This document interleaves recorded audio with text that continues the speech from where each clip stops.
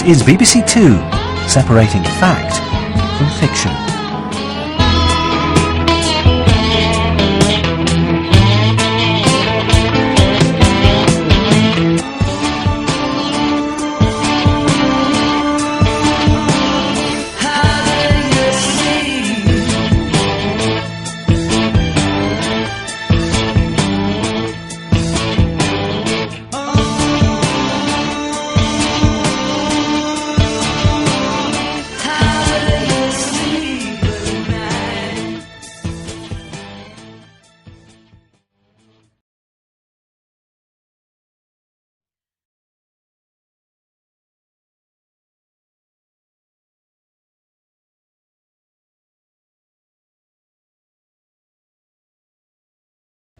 The BBC has suspended all of its phone-in competitions after discovering that fake winners were used on 3 of its big charity events.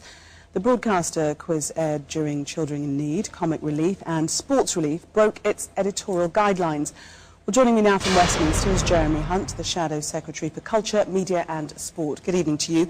Were you surprised at all by today's revelations? What I think we've seen here is a very casual attitude amongst producers about not giving the whole picture to viewers. I do think this is a very grim night for the BBC, and if the BBC can't run its ship cleanly, then what does that say about all our broadcasters?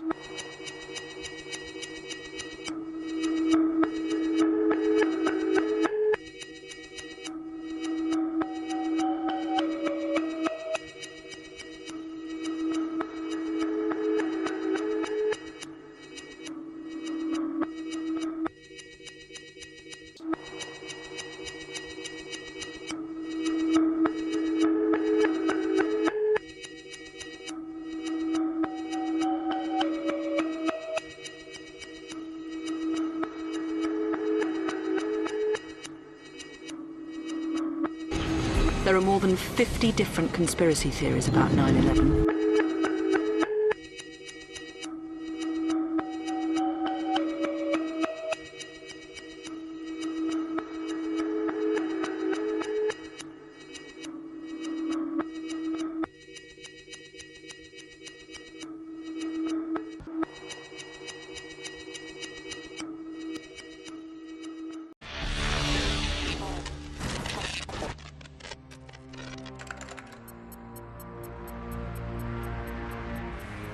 Hi, Boston Center, Team U. We have a problem here. We have a hijacked aircraft headed towards New York, and we need you guys we need someone to scramble some F-16s or something up there. Is this real world or exercise? No, it's not an exercise manifest. It's not an exercise manifest. It's not an exercise manifest. It's not an exercise manifest. This is all that remains of America's biggest crime scene. The World Trade Center consigned to a hangar in a New York suburb.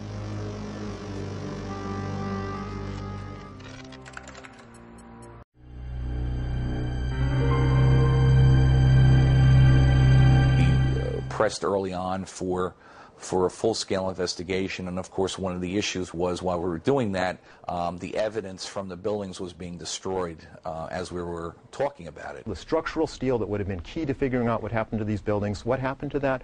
Well, New York City accepted a plan 11 days after the attack to immediately start recycling the steel, not even in the United States, where some of it might have gotten saved inadvertently. No, it was put on ships bound for India and China to be melted down. We were concerned about that, and we understood early on that those are going to hold the keys to knowing exactly how the buildings came down. There's about 250 pieces of structural steel that we know of saved for analysis, but out of some 200,000 tons. There are certain things that really kind of go, yeah, is that true?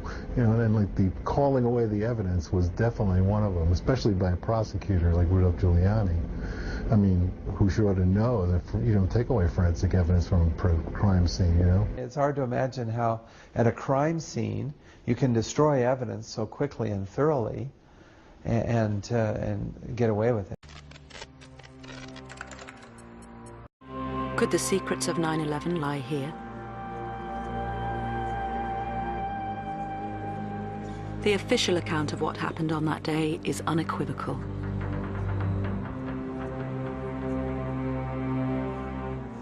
After 2 years of planning, Osama bin Laden's 19 young martyrs, armed with knives and box cutters, casually walked through airport security and hijacked 4 planes.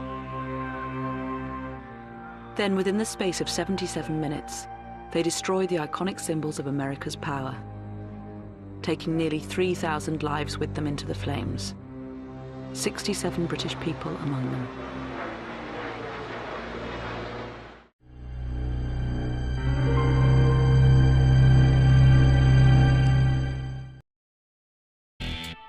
On September 13th, the United States government declares that it has overwhelming evidence that bin Laden is responsible for the attacks. The Taliban offers to hand over Osama bin Laden if the United States can provide evidence. Our position in this regard is that if America have evidence and proofs, they should produce it, and we are ready for the trial of Osama bin Laden in the light of evidence. Are you willing to hand Osama bin Laden to the United States or no? No. Without evidence, no.